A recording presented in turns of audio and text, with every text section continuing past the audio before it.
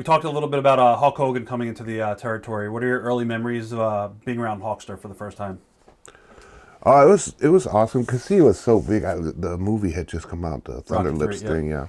So he was, he was up there, and people, I ate like I said, I was a Mark II. I ate into all of that, And one time from there too, I got to tag with him in Japan in the Madison Square Garden. No, it was IWGP, but we were the MSG team MSG or whatever. This is 1984? Right around there, yeah. Yep. Yeah. How different was the Japanese style versus the WWF style in the States at that point in time? Was it just a little bit more snug, stiff?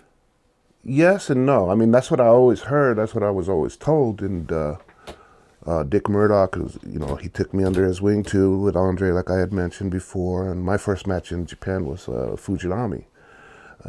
He's one of the most Americanized wrestlers over there. But Murdoch and all of these guys are like, "Oh, you got Fujinami." I'm like, "Oh, yeah, what does that mean?" He goes, "You got to get out there and you got to get him quick. You got to hit him hard. Let him know that you mean business, or they're gonna run all over you." Right.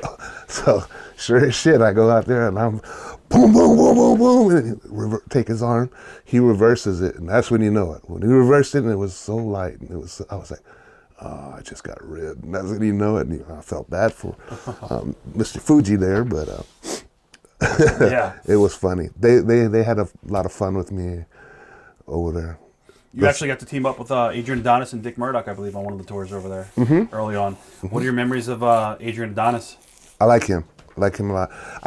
They might have. Yeah, no.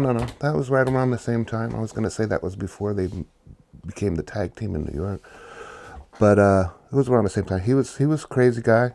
Everyone says he was crazy. Yeah, he was one of the. But he's one of the boys. He loved the business, and that's one thing I guess we all had in common. This crazy business. What was your first thoughts on Vince expanding at that time? Ooh, your dad's gonna be mad. That's how I felt. Right.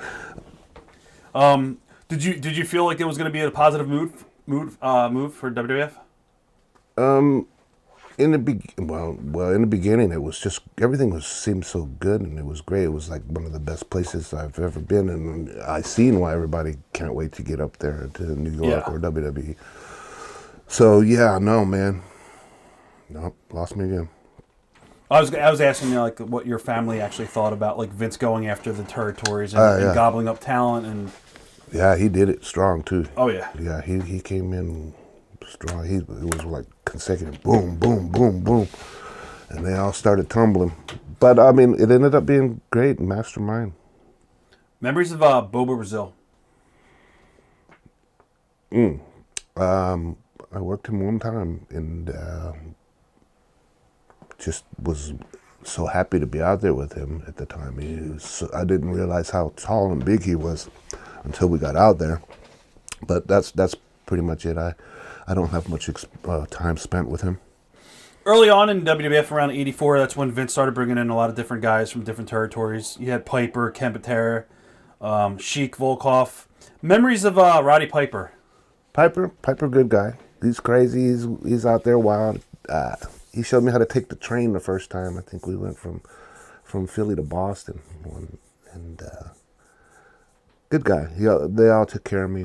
They put me under their wing and helped me out a lot. But I miss him. He was probably one of the best promo guys of all time. Oh, for sure. Yeah. One of my favorite heels of all time, too. Dr. D. David Schultz? Good. He makes you wonder, though, that guy for real? Is he shooting? Right. You never really know if he's shooting on you or ribbing you, which I guess it's a rib, but I always admired his work. He was believable. He did something, he believed it, and that's kind of the way that we were brought up. I was brought up anyway. Here's an interesting question. The Moondogs, Spot and Rex. Now, they kind of had a very similar gimmick to your family. Was there ever any heat between the two teams, like battling over the spot in WWF early on? No.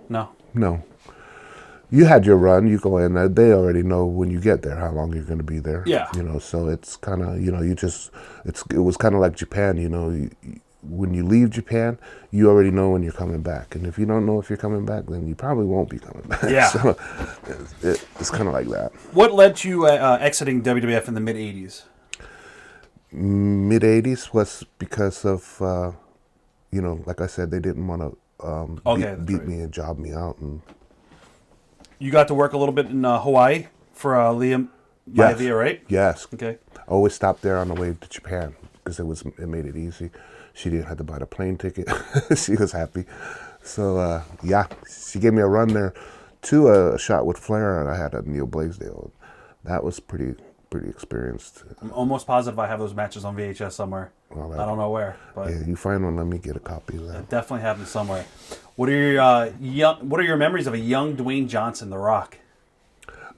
Talented. I never really thought he'd get into the wrestling. I always thought that he was going football. And do you remember him as a little kid being around the TVs and stuff? Yes.